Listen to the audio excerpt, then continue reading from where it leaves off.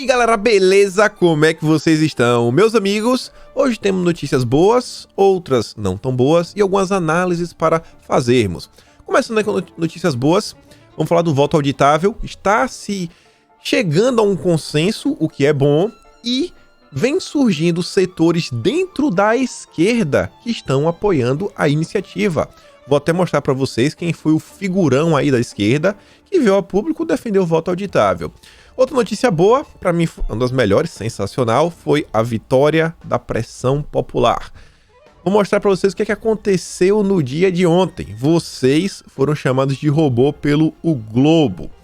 Isso daí diz respeito à CPI, diz respeito à questão do Carlos Gabas. A gente chegou até a bater um papo ontem lá no Telegram. E já falando de CPI, vamos dar algumas notícias, algumas boas, outras não tão boas, fazer umas análises. No dia de ontem, o Ernesto foi lá. Vamos também falar do Pazuello, vamos falar aí da convocação do Carlos Bolsonaro, o que pode se esperar nos próximos dias de CPI, isso é interessante. E se der tempo, espero que a gente também possa comentar sobre um projeto de lei aí muito estranho que estavam sendo aí discutido no dia de ontem, que é a PL da Ervinha. Então vamos começar aqui já sobre a CPI, não falando dela propriamente dito, mas falando do senhor Yang, o embaixador lá, né, do país dos chefes do João Dória. Ontem ele me posta essa foto. Um claro recado pro que estava acontecendo. Aquela típica coisa, né? A imagem que vale mais do que 1000 palavras. Aqui está desenhado o que foi a sabatina do Ernesto, o depoimento, sabe? Cara, depoimento, tá mais pra um depoimento assim, né? Eu ia falar uma coisa, melhor ficar quieto. Aí o Yang posta essa foto de um cacto e fala o seguinte, ó. Minha foto. Algumas espécies de cactos demoram anos para florir. Exercite a paciência, pois as coisas boas fazem qualquer espera valer a pena. O que é que ele está falando isso daqui? O Coutinho ainda diz, ó. E assim, o embaixador expressa sua satisfação ao assistir o depoimento de Ernesto na CPI.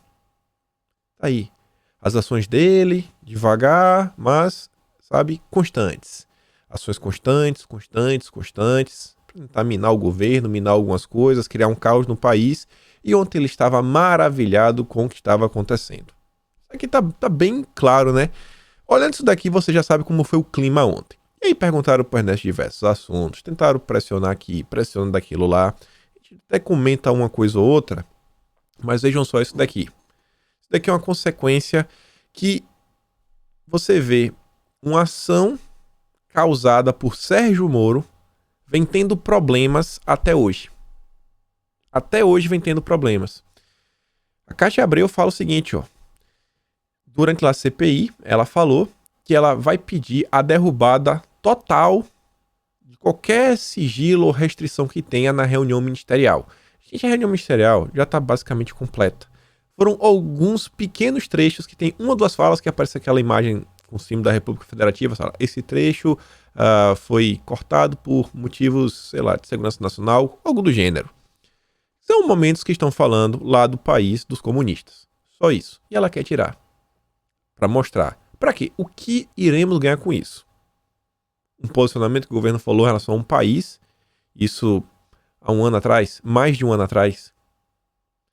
Lembrem que quando essa reunião começou a ser discutida, se iria ser divulgada, não iria ser divulgada, o governo brasileiro falou, cara, Celso de Mello, pense bem, foram discutidos assuntos de Estado, assuntos que inclusive podem ter impactos nas relações diplomáticas com outros países. Celso de Mello não ouviu. Antes da reunião ser divulgada, Bolsonaro veio a público e falou, ó, minha parte, o que eu falei, pode deixar tudo público. Tudo. Todas as minhas falas. E a gente se pergunta, porque essa reunião, ela foi divulgada no intuito de averiguar se Bolsonaro havia ou não interferido na Polícia Federal. Era esse o intuito. Qual era a necessidade de a gente ouvir a Damares, o Ricardo Salles, o Paulo Guedes, o cara da Caixa, todo esse pessoal que estava lá na reunião e outras pessoas? Não tinha necessidade nenhuma. O Moro sabia. O Moro sabia. Essa crise que a gente está vivendo hoje, institucional, começa desde o início do governo, que ninguém aceitou Bolsonaro. Mas onde se intensificou mesmo, onde chegou aquele ponto de inflexão que a curva subiu com tudo, foi a saída do Sérgio Moro. Foi a saída do Sérgio Moro. Ele fez tudo de propósito. Tudo de propósito. Pra causar o caos do governo. Foi depois que Moro saiu que começaram os inquéritos do STF, buscas e apreensões, toda a narrativa maluca, os ataques da imprensa se intensificaram ainda mais. E tá lá. O grande herói aí, né, de alguns grupos ainda no Brasil. Tem gente no Brasil que ainda não caiu na real quem é o Sérgio Moro. E a Paula Marina resume muito bem o que foi a passagem da Cátia Abreu ontem. Porque a Cátia Abreu está fazendo perguntas antes dos titulares e suplentes da CPI. Ela virou titular? Não, ela não virou titular, Paula. Eu sei que você está sendo até irônica. É uma piada, né? Pra gente rir, pra não chorar. A CPI, ela é apenas um palanque político. Apenas isso. É o único interesse da CPI. Constantino fala o seguinte, ó. Sobre a unidade de rebanho, Ernesto respondeu: não tenho condições científicas para opinar. A postura que todos os não especialistas deveriam adotar, até porque tem especialista que defende a tese, mas a arrogância e o oportunismo impedem a turma de ter essa humildade. É aquilo que a gente já comentou, cara. Os senadores, eles querem bater o martelo sobre alguns assuntos que não são nem consenso dentro, sei lá, das academias, das universidades, entre os cientistas, como eles mesmos dizem. Mas não, né?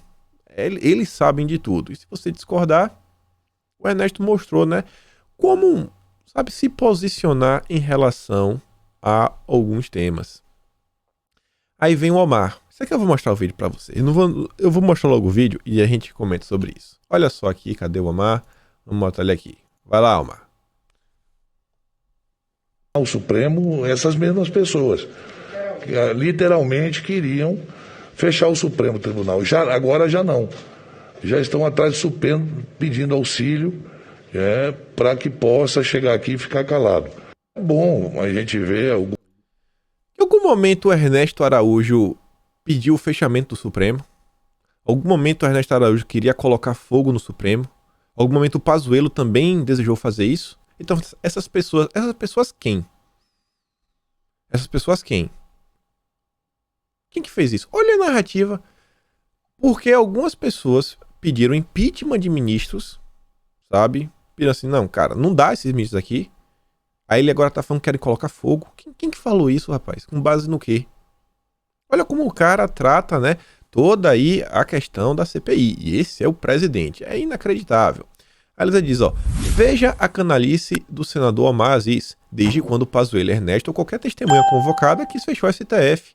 Por que está blindando o Gabas? Se a investigação for a fundo, será que descobriremos mais envolvimento seu e de sua família em desvios? Lembra aí que o que é que a família do senador Omar está envolvida. Onde é que ele tá? Tá aqui, ó. Virou um militante de internet. O presidente da CPI virou um militante da internet. Tem um perfil de oposição no Twitter, é Tesoureiros do Jair, passa o dia difamando o governo, manipulando falas, fazendo aquela coisa que só a esquerda sabe fazer. Aí tá o seguinte, ó, liste apenas 3 pontos que, na opinião de vocês, não poderia faltar nas perguntas ao Pazuello. Aí tá o Omar anotando aqui, tá lá interagindo, tô anotando, manda aí as perguntas, vamos tentar destruir o governo. Isso aqui é a postura? Isso aqui é a postura de um senador? Isso aqui é a postura de um senador nas redes sociais? Tá pegando o gancho aqui, eu não coloquei o vídeo, não coloquei aqui. Não ia nem falar, mas olhando aqui agora, comentar sobre coisa que vale a pena uma análise sobre um dos questionamentos feitos para o Ernesto. O senador Otto Alencar, ele chega pro Ernesto e fala o seguinte, vou botar aqui, ó. Chega e pergunta, Ernesto, pô, você estava no governo esse tempo todo, estava tudo ótimo, tudo maravilhoso, você fala isso, fala aquilo outro, só que aí depois você saiu do governo e depois você fez uma postagem falando que o presidente isso, que o presidente aquilo outro, que, sei lá, Bolsonaro meio que se desvirtuou daqueles objetivos iniciais que o governo tinha em 2018, blá blá blá.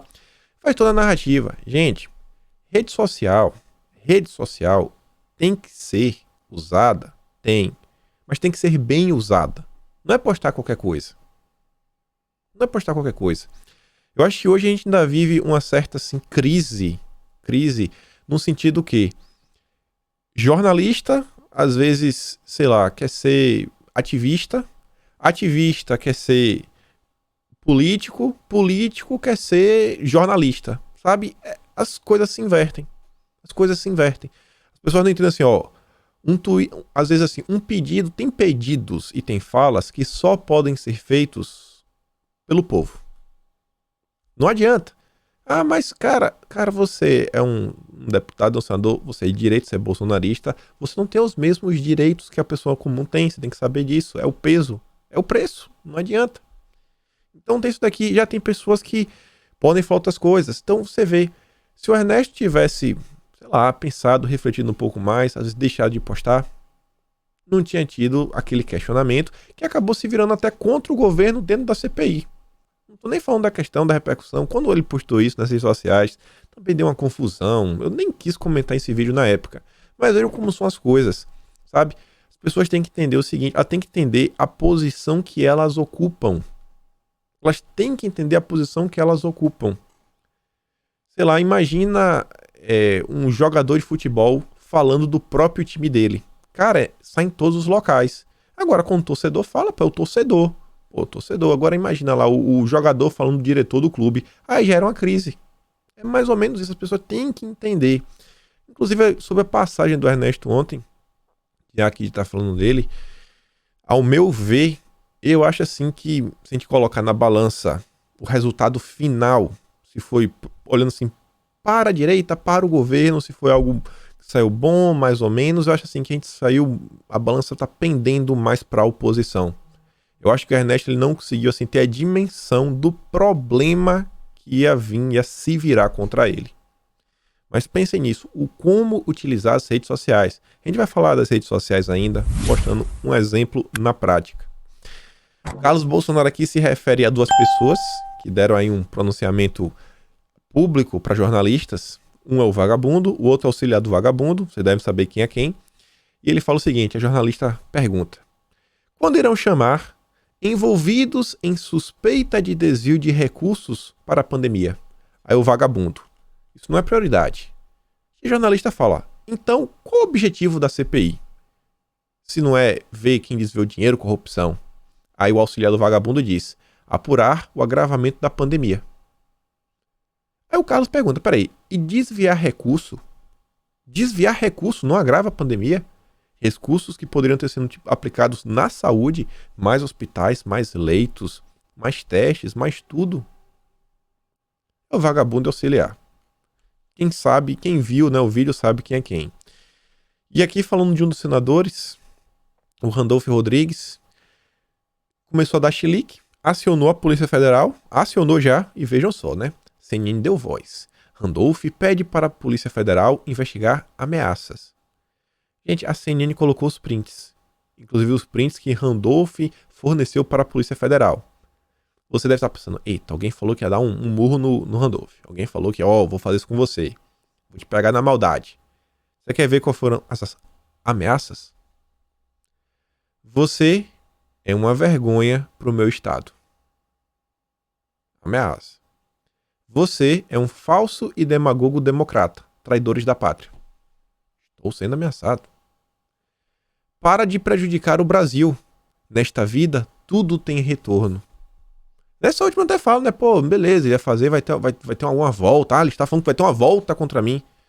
Agora, você é uma vergonha pro meu estado. Isso é uma ameaça? Mas aqui tudo vale. Olha como a imprensa trata. Agora, quando algum jornalista, né, fala que Bolsonaro deveria tirar a própria vida, quando alguém faz uma cabeça de Bolsonaro e joga bola com ela, quando faz aquelas coisas maravilhosas, quando alguém diz que a facada, sabe, foi a melhor coisa que aconteceu na vida de Bolsonaro, isso daí não é nada demais. Isso daí não é nada demais. E se Bolsonaro mandar investigar, aí ele está tentando calar a oposição. A mídia brasileira bate palma para a perseguição contra o povo. É isso que a mídia brasileira faz. Cada dia mais claro o que está acontecendo. E aí, meu Deus, né? Como descrever aquele grupo de senadores que compõem a CPI? Mas naquele grupo ainda tem pessoas que vêm se salvando. Uma pessoa aqui que, para mim, vai fazer um trabalho muito bom, sabe? E aqui é aquela questão do uso, não só das redes sociais, quem estava comentando mais cedo, não é esse o exemplo que eu quero dar. Aí você vê, é nas redes, e o uso da caneta política é o Marcos Rogério. Você vê, quando ele fala, tá falando muito bem. Vou até mostrar para vocês um vídeo dele na CPI ontem. E vejam só, tava na CNN, falando, buscando espaço, falando para a grande mídia, para dar o outro lado da narrativa. Isso é importantíssimo. E foi lá, ó, não é possível dizer que Ernesto prejudicou a relação com os comunistas. Ele diz, ó, eu não concordo com tudo que o Ernesto, né, defende. Acho que faltou um pouco de habilidade nas tratativas. Agora, enquadrar isso como uma atitude criminosa ou que coloque o governo como alguém que boicota intencionalmente a vinda de imunizantes é ir longe demais. Aí, falou, pronto, acabou, defendendo em público. Tá dando tanta zoada a defesa do Marcos Rogério, e às vezes tá surtindo um certo efeito, que você vê, olha quem tá atacando o senador, o Felipe Neto. Esse senador serve para mostrar o que o DEM realmente é. Uma cadelinha dos interesses econômicos. Onde está o dinheiro e a oportunidade, eles defendem. Senador, o senhor é uma vergonha para o povo de Rondônia. E o Marcos diz, ó, Felipe Neto, não me conhece, nem é o DEM. Não somos nós quem nos alinhamos política e ideologicamente com os que saquearam os cofres brasileiros e financiaram ditaduras. Dinheiro que faz falta ao Brasil, inclusive para combater a pandemia. Isso sim é vergonhoso. Lamentável. Lamentável. Respondeu numa boa. Numa boa. Sempre utilizando bem as redes sociais. E estava lá, ó, quebrando a narrativa. Perceba como a montagem dessa matéria. Ele coloca a matéria do Yang, que resolveu colocar as asinhas de fora. Uma matéria que é pró-governo. Só que ele não pega no site de direita nem nada. Ó. Foi esperto ainda, trouxe do Globo. Brasil é líder entre 50 países que recebem imunizantes e insumos lá dos comunistas. Se a gente é o líder entre 50 países, como é que você vai me falar que o governo prejudicou as relações? A gente vai fazer o quê? É ser o número 0? Porque se a gente é o primeiro, tem algo em cima do primeiro? Tem como ser melhor do que o primeiro? Ele diz, ó, a oposição insiste em acusar os comunistas de segurarem imunizantes por motivação política, como se eles não se importassem com a vida dos brasileiros e colocassem a política acima das vidas. Essas alegações, sim, são ofensivas ao nosso maior parceiro comercial. Ele pega a narrativa e joga contra eles. Isso aqui a gente foi falando tem quantos dias? Quantos dias que estamos falando disso? Eu não acredito. O jornalista XYZ está falando que os comunistas não se importam. Olha aí, jogou certo. Tá? O Marcos Rogério está dando exemplo na CPI. E aqui sobre os imunizantes, que tanto reclamam do governo, que já chegou a 90 milhões. 90 milhões de doses distribuídas. Veja isso daqui. Meta da OMS para imunizar está ameaçada e Brasil pode ser afetado. Pronto. Vai ser culpa de Bolsonaro também? Porque a OMS falhou no objetivo deles? O Felipe Martins fala, ó, a OMS anunciou que a COVAX Facility não conseguirá cumprir a sua meta de distribuição de imunizantes para maio e que a meta para 2021 também será prejudicada. Vão culpar o Ernesto e o Bolsonaro ou vão deixar a desonestidade de lado e reconhecer que é um problema de escassez generalizado? A gente sabe que eles não vão parar. E tá aí, ó. 90.664.000 doses distribuídas. O choro é livre. Aplicadas, 54 milhões. Mas para a Folha de São Paulo, ó, para 70%, velocidade da imunização está mais lenta do que deveria. Aponta a Datafolha. Todo mundo queria que o Brasil, né, fosse o primeiro lugar do mundo. Os comunistas, o pessoal de esquerda, são os primeiros a apontar o dedo, aquela síndrome de vira-lata, falando que o Brasil não presta, que é isso, que é aquilo outro. Aí agora, quando acontece isso, eles esperam que o país que eles o tempo todo reclamam seja referência mundial. A Elisa diz, ó, está lenta, é sério. E ele fala o seguinte, a culpa é de Bolsonaro. São 36 milhões de doses estocadas pelos estados e municípios, né?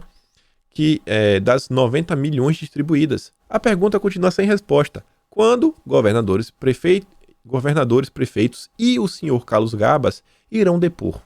Quando? Quando que eles vão bater lá na CPI? E olha só isso daqui. Olha só esse vídeo aqui, cara. É pra você, sabe, botar a mão na cabeça e, falar assim, cara, como que pessoas assim conseguem adentrar ao Senado? Como pessoas assim conseguem adentrar ao Senado? Cara, é uma porta. Uma porta. Olha o que Humberto Costa falou. Preso porque estava roubando dinheiro da construção do muro para separar o México do Brasil. Preso porque estava roubando dinheiro para separar o México do Brasil. Gente, o cara não sabe de onde o México fica. O México fica na América do Norte. Nós estamos na América do Sul. A Liz ainda coloca aqui um tweet antigo da Vera Magalhães, dia 19 de março, onde ela fala dos países que fazem fronteira com o Brasil e ela coloca países que não fazem fronteira, como por exemplo o Chile. Esse é o senador que está investigando pessoas. O cara não sabe onde fica o México, mas é um investigador da República. É um investigador, um inquisidor, na verdade, né? É uma inquisição que eles estão fazendo nessa CPI. Devia ser Comissão Parlamentar de Inquisição. É a CPI que esse pessoal vem fazendo. Voltando aqui de novo para as nossas matérias. Vejam só. CPI. O próprio senador, um senador, né, que não é governista de jeito nenhum, o aliado é de Sérgio Moro, quer dizer, como é que poderia falar, o guru de Sérgio Moro dentro da política, até porque o Moro já falou que vai para o Podemos, o Álvaro Dias diz, ó, o TCU questionou a Secretaria de Saúde do Distrito Federal sobre a utilização de quase 3 bilhões que haviam sido repassados pela União para combate à pandemia. Segundo auditores da Corte, há indícios de prejuízo ao patrimônio público, superfaturamento e direcionamento em contratações relacionadas à aquisição de testes para a detecção do novo, você sabe o quê? Da nova doença. O relatório aponta que, mesmo com a oferta do exame por R$ 73 por empresa, a pasta firmou também contrato com outra companhia para aquisição dos testes por R$ 140, o dobro do preço. Eles fecharam um contrato a R$ 73 e outro contrato a 140. Qual o sentido disso? Não faz sentido. A diferença de gastos por conta dos preços divergente entre os dois contratos chega a 10 milhões. Além disso, outra aquisição de exames foi firmada com a terceira fornecedora por R$ 159 cada. Isso aqui devia estar na CPI, né? Mas eles não querem pegar nenhum governador, nenhum prefeito, nada. Eles não querem nem deixar a Polícia Federal ir lá. Você vê, ó, com batalha de versões, CPI deixa a Polícia Federal de fora de apurações. A oposição diz que órgão está alinhado a Bolsonaro e governistas argumentam que há medo de que a Polícia Federal encontre desvios nos estados. Renan, não, a PF não pode vir. A PF está aparelhada por Bolsonaro. Bolsonaro interfere na Polícia Federal. A gente sabe, né? A gente sabe qual é o medo de Renan da Polícia Federal. E aqui, notícia boa, interessante. A gente já comentou lá no Telegram com as pessoas. Vejam só. Tinha feito essa postagem ontem sobre o Carlos Gabas. Trouxe isso aqui, né? É mais informações sobre o Gabas. Tinha feito essa cobrança ontem falando o seguinte, ó. Currículo de operações onde o Gabas está envolvido. Lava Jato, Custo Brasil, Ragnarok, Esquema S. Como o Gabas ainda pode gerenciar dinheiro público e controlar o orçamento de 9 estados via consórcio Nordeste. É como dar novamente as chaves do cofre para o Lula. Uma chave para o Lula. Vai lá, Lula, faz o que tu quiser. Faz o que ele quiser. O Lula faz o que ele quiser. Você vai confiar no Lula para gerir o seu dinheiro? O Gabas é o Lula. É a mesma coisa. E aí, gente, estávamos ontem acompanhando a CPI. Na verdade, isso aqui já tinha acontecido. Eu acordei e já estava rolando a CPI. E eis que nos deparamos com o senador Eduardo Girão. Olha o que o senador falou ontem durante a CPI, utilizando do seu microfone de senador. Olha só. Quando a gente coloca certas coisas... Botou a carapuça na cabeça. Não, negativo. Botou a carapuça na cabeça. O senhor está receitando Quando aí? o senhor coloca que tem gente que morre com medicamentos que existem há décadas, o senhor está sendo Mentiroso. Mentiroso não, tá? O senhor está sendo mentiroso. Mentiroso não, eu estou dizendo que a medicação... Porque aqui nós fizemos um debate do Senado Federal, eu estou inscrito, eu queria ter ivermectina e cloroquina não tem morte não. Vamos ouvir o cientista. Certamente hoje de manhã, Vossa Excelência se olhou no espelho, sabe que é mentiroso e quer colocar... mas aí o senhor está incomodado que eu estou querendo ver o consórcio do Nordeste. O senhor está incomodado que eu estou querendo ver o que está acontecendo na Bahia. Mas nós vamos ver. O povo brasileiro quer ver onde nas ruas da sua cidade, para ver se eles não querem lhe dizer isso. Vamos ver sim, claro. Você está incomodado porque nós queremos ver o que está acontecendo aí, né, no consórcio Nordeste. O que aconteceu no governo lá da Bahia. Otto Alencar é da Bahia, viu, gente? PSD. Falamos lá atrás, né, que quem realmente está trabalhando para impedir a convocação do Gabas é o Omar, o Otto Alencar, o Humberto Costa e também o Renan, né? Óbvio. Mas olha aí, o Girão falando do Gabas ontem durante a CPI. Falei com vocês, ó, que as nossas preces, os nossos pedidos já haviam chegado lá, tanto pro Girão quanto pro Marcos Rogério. O pessoal do Marcos Rogério, eu acho que não teve oportunidade de abertura para conseguir, né, perguntar aos senadores por que eles não convocam o senhor Carlos Gabas. Ele aqui, ó, mais algumas fotos. Olha lá o Gabas ali embaixo, junto com Lula, segurando a bandeira do Lula livre. E tá lá em cima, né, no consórcio Nordeste. Só a nata do Brasil. A Elisa diz, ó, não pode falar consórcio do Nordeste que as raposas se desesperam. Parabéns, senador Eduardo Girão. Parou por aí? Não. Olha essa daqui. Isso aqui foi culpa de vocês, viu? Isso daqui foi culpa de vocês. Olha o que a Ana Paula Henkel falou ontem. Um videozinho aqui de 30 segundos. Pera aí. Cadê, rapaz? Eita, aqui, ó.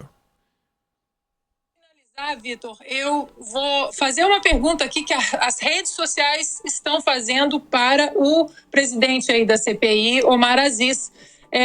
O requerimento 102/2021 da CPI, por que o senhor presidente, o senador Omar Aziz, ainda não aceitou esse requerimento que se refere à convocação do senhor Carlos Eduardo Gabas, que é secretário executivo do consórcio Nordeste? Tem muita pergunta ali que a gente quer saber e por que esse requerimento ainda não foi aceito pela CPI. Agora sim. Vocês pautaram a Jovem Pan. Vocês pautaram a Jovem Pan. Paramos aqui? Não. Não. Vocês fizeram o Globo. O Globo, a maior mídia do Brasil. Falar de vocês, seus robôs. Vejam só.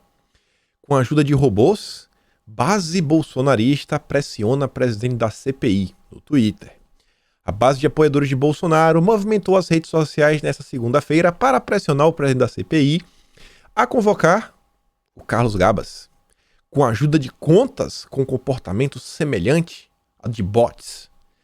A hashtag #OmarConvoqueGabas, e aqui vem a mentira, aqui é fake news, chegou ao segundo lugar entre os assuntos mais comentados no Twitter. Fake news. Ficamos por mais de 5 horas em primeiro lugar. 5 horas em primeiro lugar. Ficamos das 9 da manhã até em torno de 2 da tarde. Em primeiro lugar. E depois lá, o tempo todo no Trend Topics. Tá vendo aí? Tá vendo aí? Funcionou, não funcionou? O requerimento para a convocação de Gabas para depor como testemunha na CPI foi apresentado pelo senador governista Eduardo Girão. O pedido ainda não foi deliberado, mas menciona a compra de 300 ventiladores clínicos de UTI pelo consórcio Nordeste por mais de 48 milhões de reais. E depois a matéria segue, fazendo assim, inclusive, uma descrição sobre quem é o Gabas, uma descrição relativamente honesta, mostrando que ele é um cara assim, meio estranho, com uns vínculos estranhos, mas depois dá uma choradeira no final. Vocês conseguiram pautar, ó. O programa do Lacombe falou de vocês, do Gabas. Jovem Pan falou de vocês, do Gabas. O Globo falou de vocês, do Gaba. E o Girão foi lá falar, ó, que o pessoal quer saber, a população quer saber. E aí a gente volta para a questão lá das 6 que falou no início do Ernesto. Gente, olha o uso, sabe, um bom uso das redes, usando assim de forma inteligente, olha onde a gente consegue chegar. Não é aquela postagem vazia, foi uma postagem, olha só, a gente, através de nossas postagens, nosso clamor, a gente conseguiu influenciar grupos de mídia, inclusive fazer com que o senador levasse a nossa queixa, né, o nosso pedido para dentro da CPI. E aquela coisa, a gente tem que saber o que cada um pode fazer. Vocês acham, fazer uma pergunta aqui, outra pergunta, que seria de bom grado se, por exemplo, Eduardo Bolsonaro levantasse essa hashtag? Eduardo Bolsonaro é filho do presidente. Se ele fizesse isso, acabou. Acabou. A gente não tinha como prosperar, porque ia falar o seguinte, ó, o filho do presidente quer chamar o Gabas. Aí a convocação do Gabas iria estar atrelada a uma proteção para Bolsonaro. Já pensou se, sei lá, o Tarcísio fala aí, pede, peraí, por que alguém de dentro do governo, um ministro, está pedindo a convocação de uma pessoa? É por ali que o governo está criando sua estratégia para criar uma cortina de fumaça na CPI? Vocês entendem o que está falando? Cada um tem que saber o seu papel. O ativista, o jornalista, o político. E não dá às vezes para confundir um com o outro, que aí o jogo desanda. A gente tem que se profissionalizar cada vez mais. Falei lá atrás, no início do ano, falei, ó, pessoal, esse ano a meta é nossas ações terem ainda mais repercussão. E se eu falar assim, de ações que realmente saiu assim do nosso lado mesmo, esse ano, acho que a gente tem 3 grandes ações, porque eu poderia botar 4 ou 5 se eu considerasse algumas coisas que foram levantadas por outros grupos de mídia e a gente caiu pra dentro. Mas 3, assim, ó, veio da gente, foi o PNLD, a gente venceu aquela batalha, venceu. O Lira se posicionou, a coisa não avançou, a Tabata passou mal. Depois, o Mamata Connection foi com a gente. Aquela informação, a gente tava com ele tinha mais de 4 semanas. 4 semanas.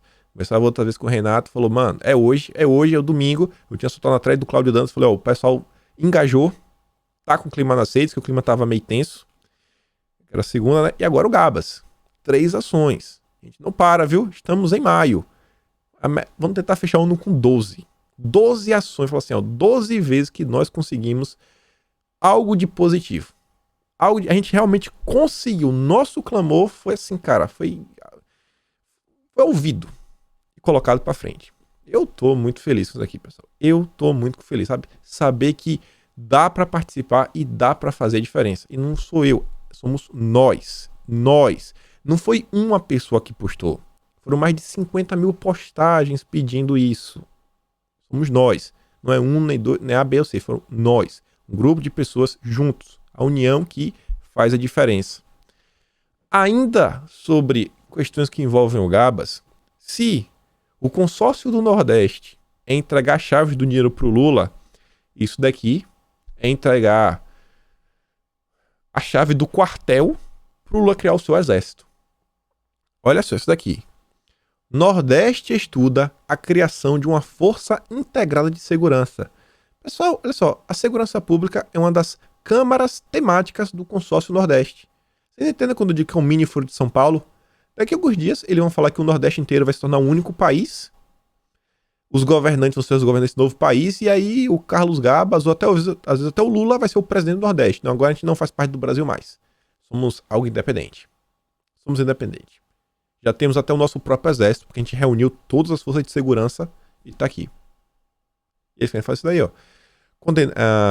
Coordenada pelo secretário de Segurança do Piauí, Coronel Rubens da Silva Pereira, que nesta semana, junto com o Gabas, vai discutir uma proposta de trabalho que inclui discussões em subgrupos com representação de todos os estados, envolvendo temas como atuação de facções e busca alternativas como a possibilidade da criação de uma força integrada regional. É um exército aí, né, paramilitar do Nordeste. Vai bater conivência pro Lula. Renato diz, ó, depois da compra de respiradores fictícios, o novo hobby do Gabas é a segurança pública integrada. Já já teremos contratos com fornecedores de câmeras de segurança, EPI e demais equipamentos que poderão nunca chegar ao Brasil. Mas então, se vocês colocarem aí da rua, a empresa que o Dória visitou quando ele foi lá visitar os comunistas, o pessoal do Nordeste já tá comprando já, viu? Já tá comprando. Essa da rua, inclusive, vocês devem lembrar daquele espião comunista que foi preso no ano passado, Marcos Zeng. Mogi das Cruzes. Putz, eu tô na voz sobre Mogi das Cruzes ou Mogi Mirim. Uma das duas cidades. Isso eu já falei em vídeo. O prefeito recebeu de graça câmeras de, sabe, controle social, basicamente isso, né? Mas segundo para segurança da empresa da rua. E quem estava lá nesse dia, nesse momento, era o Marco Zeng, o cara que foi preso. Estava lá, né, que tinha pegado aqueles testes, estava até com umas ferramentas, guarda-chuvas. Ele tinha porte de guarda-chuvas, igual que o pessoal do Rio de Janeiro tem. Olha outra coisa aqui ainda, sobre o Gabas. O senador Omar não demonstra preocupação com a falta de transparência na gestão de recursos públicos, como apontado pelo próprio Ministério Público Federal. Para o senador, não é importante abrir a caixa preta do consórcio do Nordeste. E tá aqui, ó, Ministério Público Federal. É quem realmente investiga.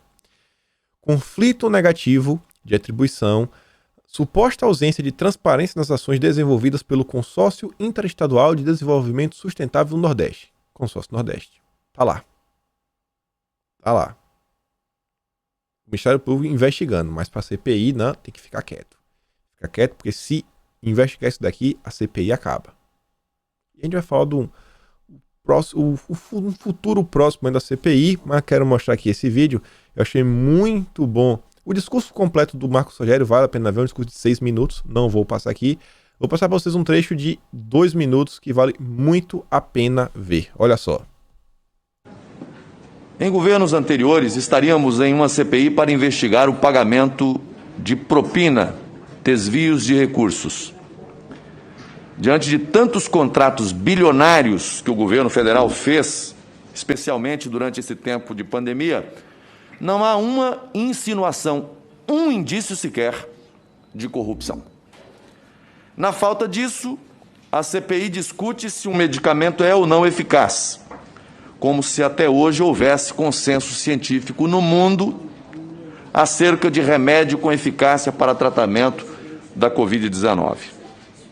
O que fariam os médicos do Brasil e de todo o mundo se tivessem que esperar remédios com bula indicando eficácia contra a Covid para atender os milhões de pacientes que chegavam todos os dias aos hospitais com sintomas graves, muitos deles com risco iminente de morte? Agora, uma vez que os testes forem comprovando os que são e os que não são eficazes, evidentemente que os médicos saberão com maior segurança quais deles receitar. Interessante que a Pfizer sugeria que sua vacina pudesse ter problemas, efeitos colaterais, mesmo depois de ter sido testada e aprovada nos Estados Unidos. Por isso não assumia os riscos. Impõe em contrato responsabilidade total ao Brasil ou a quem compra. E o discurso aqui é no sentido de que o governo brasileiro devesse comprá-la já naquela época e sem qualquer aprovação da Anvisa. A própria Pfizer reconheceu aqui que não havia condição legal para se fechar contrato antes da mudança da lei aprovada no Senado. Mas volto. Agora aqui, quando o assunto é o uso de medicamento, a tese é totalmente contrária. É preciso ter segurança absoluta. Com relação à vacina, não. Pode contratar, independente disso. Mas com relação a medicamento, tem que ter. Essa dicotomia não é... Tá vendo aí, né? Tratorou na CPI, levantou vários pontos que todo mundo, sabe, tá cansado de saber, que é só e somente só narrativa para tentar destruir o governo. De ciência não tem nada. E voltando, quem tá aí hoje na CPI, e essa aí é o dia mais esperado, acho que desde o início da CPI, é o Pazuello. Nosso ex-ministro da Saúde, General Eduardo Pazuello. E vejam só, Pazuello será cobrado a entregar nomes de envolvidos no caso da saúde. Senadores vão explorar o fato de que o ex-ministro não pode emitir nem omitir informações sobre terceiros que atuaram com ele no ministério. Então o Renan aí vai partir com tudo. Aí você vê, o Pazuello será instado a detalhar episódios, datas e nomes de envolvidos em atos da saúde durante a pandemia. E a Veja está comentando aí, não sei, a gente vai ter que ver se a Veja estava certa ou não. Lembrando que esse vídeo sempre sai de manhã. vestido para a batalha. Pazuello irá à CPI com a farda do Exército. E aí, o que vocês acham? Eu quero ver se o Renan vai partir para cima do Exército. Eu quero ver. O ex-ministro foi aconselhado a não usar farda porque o ato soaria como provocação aos senadores. Pazuello, no entanto, retrucou, segundo um aliado, dizendo que é uma regra na caserna sobre como o militar deve se vestir em eventos oficiais e que é preciso lembrar aos senadores que ele não é um ex-ministro qualquer, é um general do Exército. Hoje é o dia do Pazuello. Tá todo mundo aí apostando que vai ser o caos, que os senadores vão partir com tudo para cima dele. Eu espero que a gente termine o dia dando risada. Se isso vai acontecer, eu não sei. Mas eu espero que o Pazuello realmente assim tenha se preparado bastante, mas bastante, para não deixar nenhuma ponta solta. Eu realmente espero isso. Por quê? Olha só algumas coisas. Carluxo vai passar por devassa na CPI. Antes de convocar Carlos Bolsonaro, CPI pretende quebrar seus sigilos e colher provas robustas contra ele.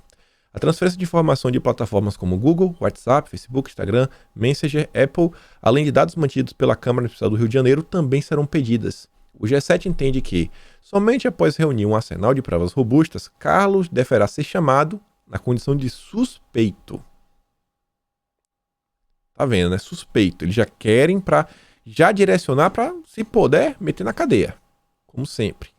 E, gente, olha só. Vamos aqui fazer uma pergunta fácil. A CPI vai durar principalmente aí, nada, 3 meses. Passaram-se 3 semanas. Essa é a 3ª semana, né? Quem que será convocado? Quem será convocado agora? Já se esperava muito o Van Garten. Se esperava muito o Mandetta. Se esperava o Pazuello. Se esperava o Ernesto. Gente, uma hora a CPI vai assim... Você não vai ficar chamando as mesmas pessoas o tempo todo. E aí? Então, assim, a gente tem que olhar, porque depois de hoje, ainda tem um depoimento que é meio complicado, que eles estão chamando de Capitã Ina daquele remédio polêmico. É que eles deram o nome uma médica aí do governo. Devem partir com tudo pra cima dela. E depois? Então, não sei. Essa pressão toda aí que os senadores estão colocando, talvez, sabe, no longo prazo, possa desaparecer um pouco. Agora, uma coisa é certa. A pressão precisa continuar a ser feita aí em cima do Omar, para ele começar a convocar, né, pessoas que realmente estão envolvidas em problemas que incomodam a população. Problemas de corrupção. Que até então, né, ele só chamou gente para criar confusão pro lado do governo. Mas percebam, a fila está acabando. A fila dos depoimentos polêmicos está acabando. Os grandes nomes, bem, que já foram. Depois do Pazuello tem a Capitã, que vai lá essa semana também. Acho que vai até hoje. E depois? Depois começa a ficar mais fraco. A Nise Yamaguchi vai lá. É um depoimento que eu tô assim, cara, relativamente esperançoso. A Nise, normalmente, quando ela vai em público, na TV, ela é muito boa assim na oratória. Conhece muito da área médica. Um baita conhecimento. Vamos ver, né? Vamos ver como é que vai ser a Nise durante a CPI. E outras pessoas. Mas percebam, parece aí que a fase mais tensa da CPI pode estar acabando em breve. Talvez não, mas é o que vem aí sendo indicado. Essa é uma matéria que, cara, vale a pena comentar só para ver como são as coisas, né? Tasso Gereissati anuncia a ação do PSDB para enquadrar Bolsonaro. O PSDB agora resolveu entrar com ação para forçar que Bolsonaro cumpra, né, com as regras. Distanciamento social, uso de máscara, isso, aquilo, outro.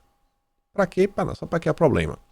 O Tucano propôs ainda que a comissão convoque novamente o ministro da Saúde, Queiroga, para falar sobre a reação da pasta ao fato de Bolsonaro desrespeitar recorrentemente as orientações públicas e oficiais do Ministério contra a doença. Meu Deus. É fazer o quê? Vai impeachment o presidente? Tem alguma lei que diz isso aí? Nada, ele só quer gerar desgaste. E aí, vamos falar sobre o voto auditável. Notícias interessantes. Ontem saiu um texto desse rapaz aqui, Gustavo Castagnon. Esse cara aqui é extrema esquerda comunista que xinga Bolsonaro todo santo dia, das mais piores, sabe, sei lá, dos mais piores adjetivos. Esse cara aí. Bolsonaro é o demônio na terra pra esse rapaz. Mas ainda assim, um cara desse, da esquerda, ele faz um texto que é do início ao fim, desmascarando o jogo sujo que o Barroso vem fazendo.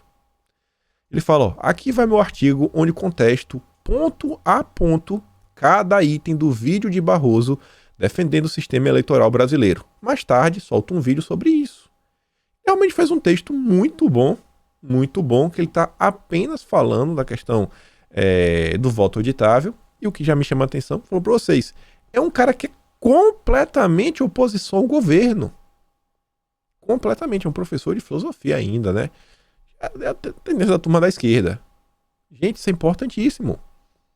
Para o voto auditável avançar, depende dos votos, dos debates que vão ter e tudo mais.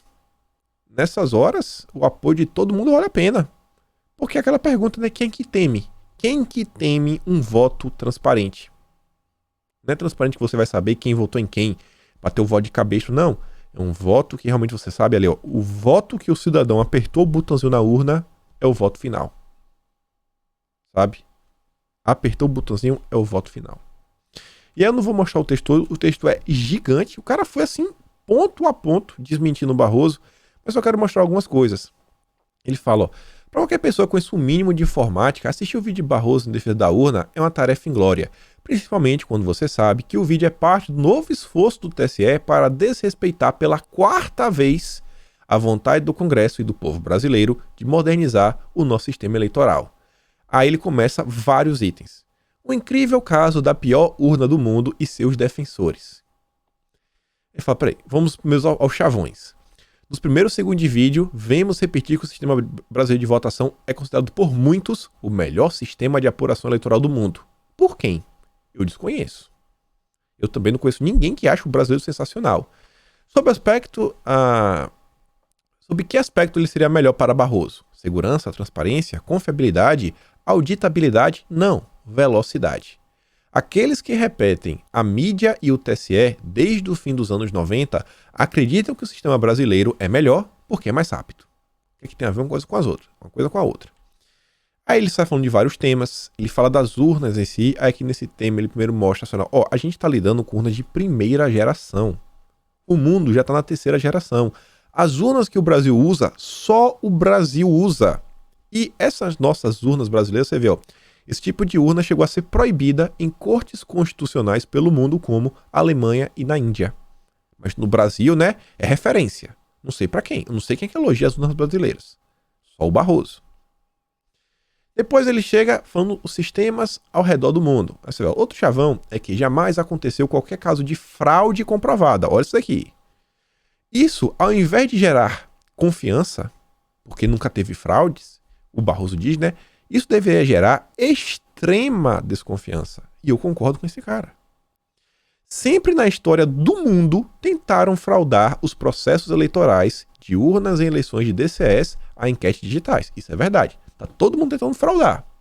O fato do TSE não ter sido capaz, em 26 anos, de identificar nenhuma dessas tentativas que provavelmente ocorreram, pode indicar que seu sistema de segurança não está protegendo coisa alguma. Sabe, em 26 anos não conseguiram achar nada. Talvez o sistema de segurança de vocês não... Sabe o alarme que quando entra um ladrão apita? Pi, pi, pi, pi, pi. Aqui entrou 5 quadrilhas, sabe? Fizeram uma festa dentro, dançaram e o alarme não acionou. É tipo isso. E essa fragilidade é que a maioria das fraudes podem ocorrer nele, não deixam rastros que possam ser detectados pelos atuais meios de auditoria. Sabe? É como se fosse assim, ó. O bandido vai, tá com o pé sujo de lama, só que a pessoa que tá fazendo auditoria é cega. Ela não consegue ver que tá sujo de lama no chão, porque ela é cega. É como se fosse a urna brasileira. E depois, ele coloca assim, ó. Barroso diz que a urna é auditável do primeiro até o último passo. Ele mostra, assim, 8 pontos só sobre auditoria, mostrando que o Barroso tá errado. ou tá mentindo ou tá de má fé. Aqui eu já mostrei pra você a oitava, só pra ela falar oitava. Por fim, temos a oitava auditoria do Barroso, que ganha o vice-campeonato da inutilidade das auditorias do TSE. Um sorteio de 100 míseras urnas para comprovar a lisura do sistema, com elas sendo enviadas para teste de integridade com universidades e partidos. São dois os problemas com essa auditoria. Primeiro, acreditar no sorteio e que as urnas enviadas são as sorteadas, assim como acreditar que elas não foram reinseminadas com software original antes de serem enviadas para o teste. Quem garante que teve alguma coisa? Ele vai mostrando inúmeras falhas no processo. Ainda sobre o voto auditável, a Janaína Pascoal, mais uma pessoa, vem a público, ela não é de direita bolsonarista nem nada, tá lá, sou defensora sim do voto impresso.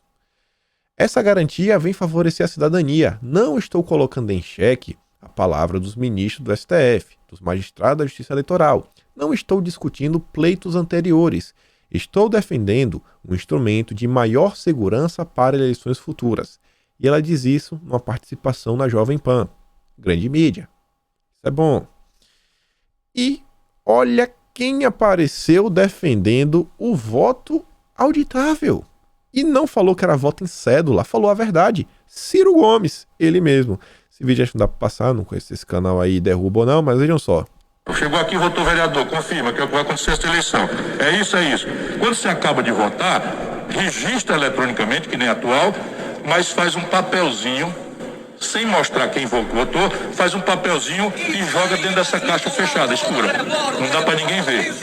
Aí você faz isso, aí o tribunal anuncia que vai fazer uma checagem, uma auditoria em 1% aleatório das urnas. Espontaneamente. Ou qualquer pessoa que desconfiar vai dizer, vamos pedir uma recontagem do voto aqui. Hoje na nossa urna não tem isso.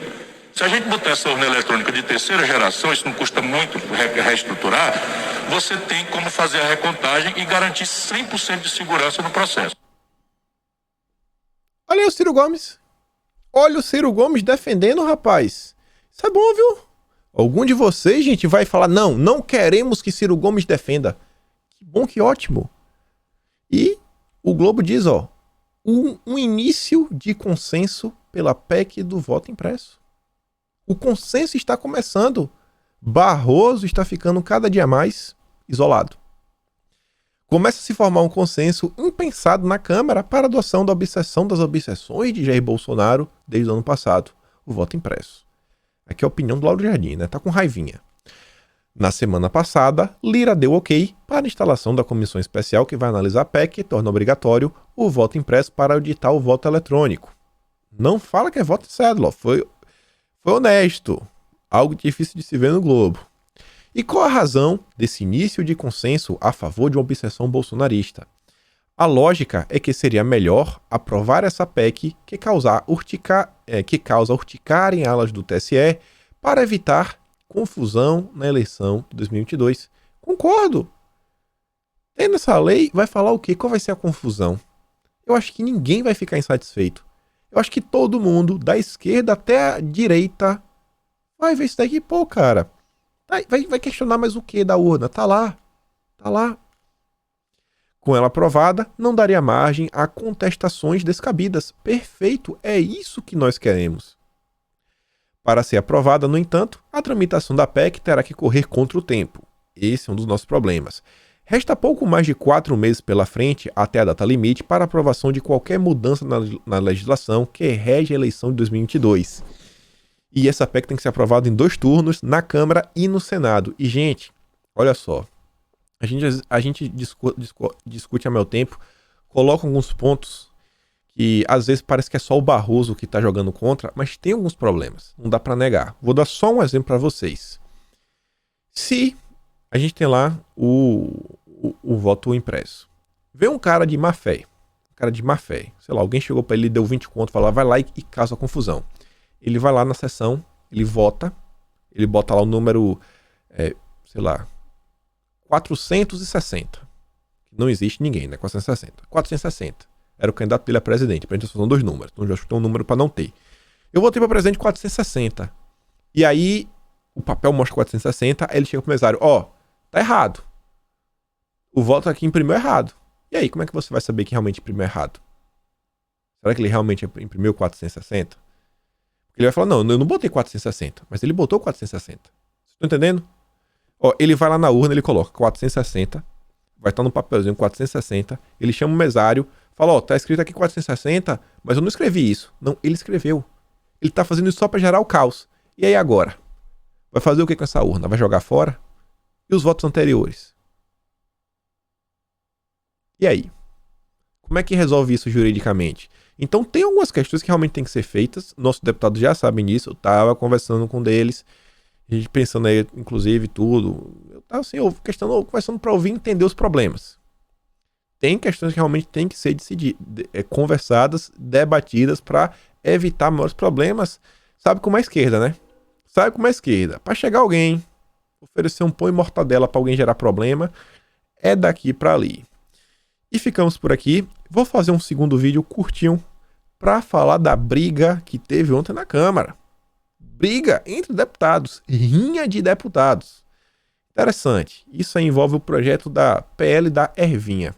Mas por hoje fico por aqui. Lembra de curtir, dar aquela compartilhada e mantenha pressão nas redes sociais. E se inscreve lá no meu Telegram, no meu Twitter e em todas as minhas redes sociais. Te vejo amanhã. Na verdade não, te vejo mais tarde. Lá para 6 horas da tarde eu solto o próximo vídeo. Dá uma olhada, vai ser interessante. Fui, meus amigos.